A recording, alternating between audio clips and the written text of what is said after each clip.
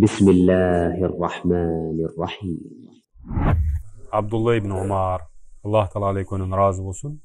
Бул пайгамбардын улуу сахабасы, ошондой эле пайгамбарыбыздын улуу сахабасынын баласы. Умар ибн Хаттаб, Хаттабтын баласы Умар. Пайгамбарыбыздын экинчи орун басары мусулмандарга падыша болуп пайгамбарыбыздан кийинки, Абу Бакрдан кийинки болгон экен, падыша болгон. Мына ошол падышанын баласы Абдулла, Аллах Тааланын разы болсун. Абдулла ибн Умардын өмүр баянына токтолгонбуз, туурабы? Кыскача эскере турган болсок, Абдулла ибн Умар, мына ошол Умар радыйаллаху анхунун баласы, пайгамбарыбыз саллаллаху алейхи вассалам пайгамбар болуп келгенден кийин Меккеде, пайгамбар болгондон кийин 2 жылдан кийин төрөлгөн. Кийин 4 жашында исламды кабыл алган атасы менен. Умар радыйаллаху анху исламды кабыл алганда, бул Абдулла баласы канча жашта болгон экен? 4 жашта болгон. Жана ошондой эле бул дегени пайгамбарыбыз пайгамбар болгонуна 6 жыл болгон да. Кийин хижрат кылганда, кээ риваятта Абдулла атасынан биринчи хижрат кылып барган дейт, Мадинага көчүп барган дейт. Кээ риваятта атасы менен чогуу хижрат кылып барган дейт. Пайгамбар салам бул дүйнөдөн өткөн кезде жашы канчада болгон экен? 21 жашта болгон. Ошондой эле Абдулла өзү айтат, Ухуд согушунда 14 жашта болчумун пайгамбардан согушка уруксат сурасам бербеди дейт.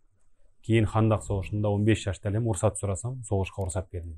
Абдулла ибн Умар жаш илимдүү сахабалардын катарына кирген. Ошолордун арасында, сахабалардын арасында илимдүү аттары Абдулла деген 4 сахаба болгон. Ошонун бири мына ошол Абдулла ибн Умар. Ошондой эле пайгамбарыбыздан бизге 2630 хадис риваят кылган. Жаш болсо дагы, пайгамбардын убагында дагы өтө ушундай илимдүү, ибадатка бекем сахаба болгон. Жаш болсо дагы пайгамбар салам өзүнө карап туруп ушул хадисти айткан. Эки ийининен кармап туруп анан пайгамбарыбыз ушул осуятты айткан. Абдулла ибн Умар айтат, сахабалар кийин сахаба табииндер айтат, Абдулла ибн Умар ушул хадисти уккан күндөн баштап дейт Умар, бул хадиске толук амал кылган. Абдулла ибн Умардын 2 аялы 4 күнү болгон. 16 баласы болгон. 4 кыз, 12 эркек баласы болгон. Абдулла ибн Умардын ибадаты ушунчалык зохут дүйнөгө берилбей, ибадатка, акиретке берилгендиги сөз жок. Өтө көп окуялары, таң калыштуу окуялар. Ибадатта ошондой эле берешендикте өтө белгилүү сахаба болгон. Кээ бир окуяларына токтой турган болсок, алымдар айтат, Абдулла ибн Умар пайгамбар салам өткөндөн кийин 60 жыл Мадинада фатва берген дейт. Мындай чыкканда Мадинанын муфтиси болгон. Ошондой эле ажылык убактарда дагы бүт ажы кылгандарга кандай ажы кылышты баардыгын фатва берип турган. Абдулла ибн Умарга күндөрдүн биринде бир киши кат жазат. Мага илимдин баардыгын айтып жазып бери деп кат жөнөтөт. Ошондо кайра ушундай деп жооп берди дейт. Илим бул өтө көп. Бирок бир нерсени сага айтайын деп жазды дейт.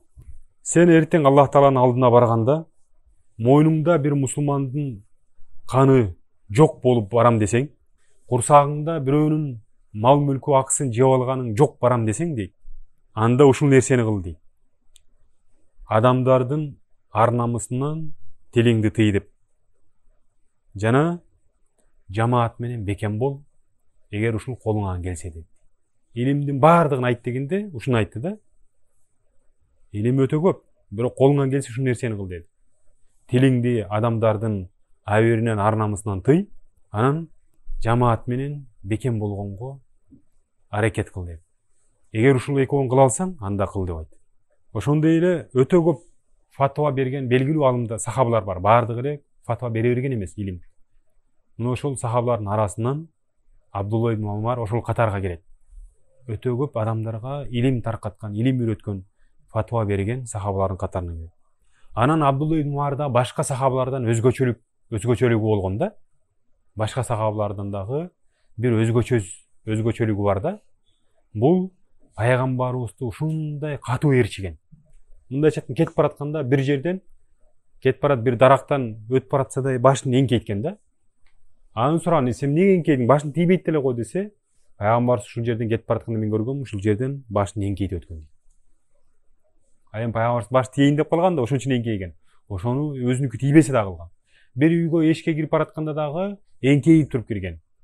Айткан, сен эмнеге эңкейсиң, башың тийбейт го десе, пайгамбар салламды ушул жерде кирип баратканда эңкейгенин көргөм. Пайгамбарыбыздын бардык нерсесин туураган. Мындайча айтканда, пайгамбарыбыздын туурабай турган амалдарындагы, туураган мындай сүннөт болбой турган амалдарына чейин дагы туураган. Шунчалык пайгамбарыбызды жакшы көргөн. Шунчалык. Ошон үчүн күндөрдүн биринде өзүнүн Билал деген баласы болгон.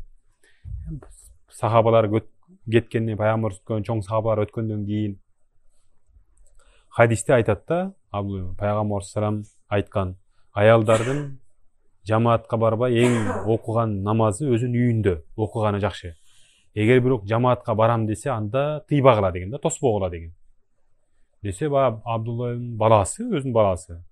Ушул хадисти атасынан угуп атып, Аллага ант ичем, биз бүгүн ушул заманда, азыркы учурда биз аялдарыбызды мечитке баргандан тыябыз дейт да. Анткени мурункудай убакыт эмес дейт да, азыр мурункудан да бузулуп кетти дейт. Ошол заманда айтып атат. Десе Абдулла ибн атасы ушунчалык ачуу кетип, экинчи сени менен сүйлөшпөйм. Мен сени пайгамбар тыйбагыла деп атса, сен тыям дейсиңби? Деп өмүрү өткөнчө баласы менен сүйлөшкөн эмес. Пайгамбарга каршы чыктың деп. Бирок ал каршы чыккан эмес. Анткени ал пайгамбардын убагында болчу. Бүгүнкү күндө азыр аялдарды өзү мечитке кетип баратканда мурункудай тынчтык жок азыр. Азыр бузукулук, фитна, аманчылык жок. Ошон үчүн тыябыз деген ниетте айткан да. Бирок ошого карабастан атасы пайгамбар тыйбагыла деп атса, сен кайра тыям дейсиңби деп ачуу келген да. Ошондой эле Абдулла ибн Умар ушунчалык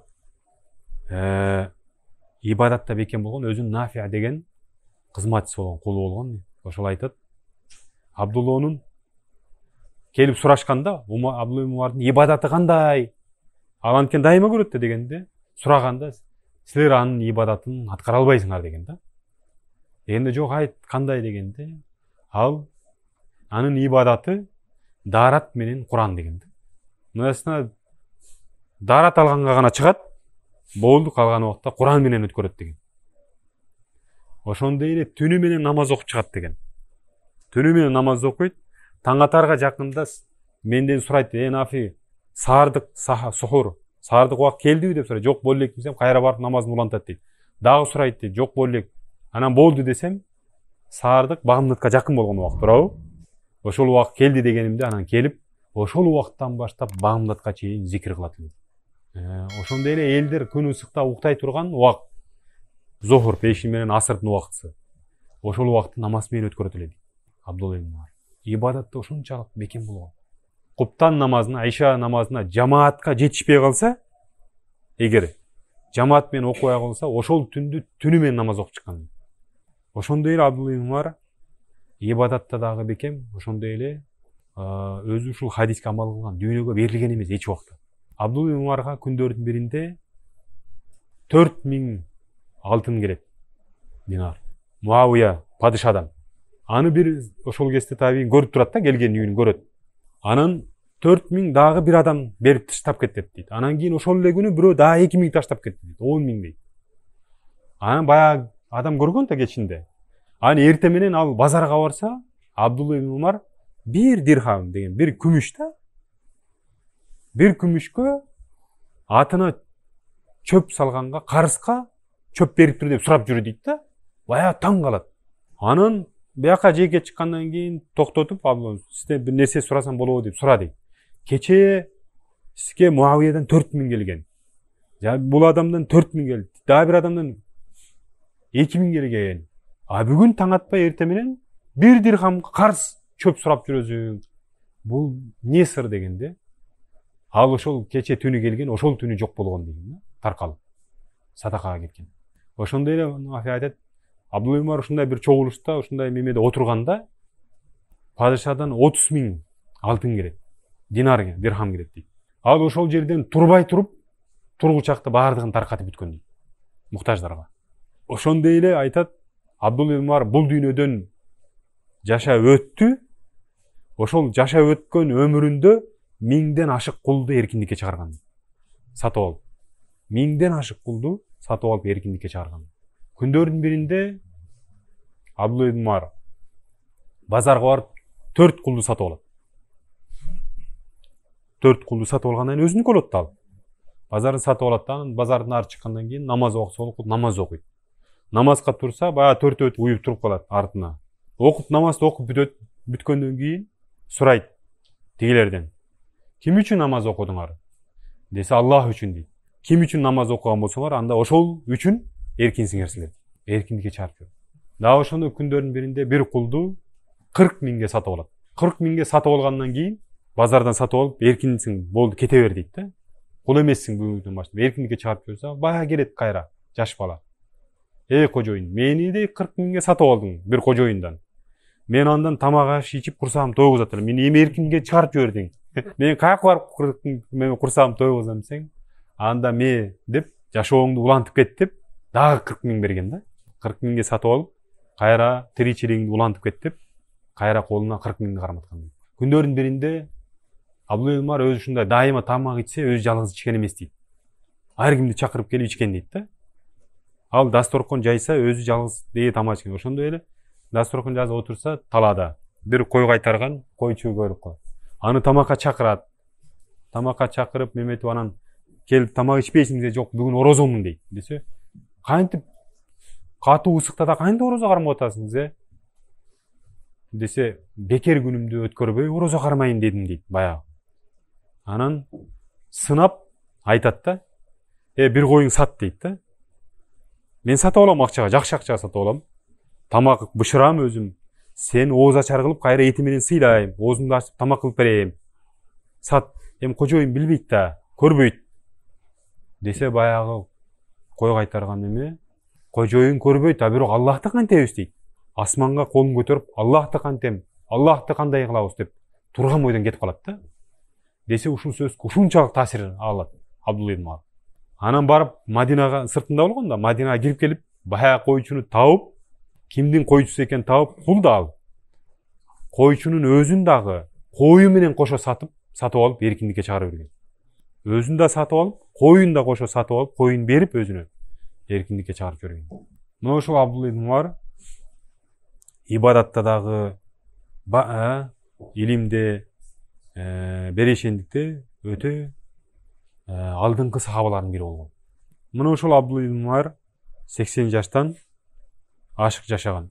Бир риваятта 86 ушундай жаштарда чыгып каза болгон. Ошондо Абдулла ибн Умардын каза болгон кезде 86 жашында каза болсо, ошондо хижрийдин 74-жылы каза болгон. Аллах таала андан ыраазы болсун.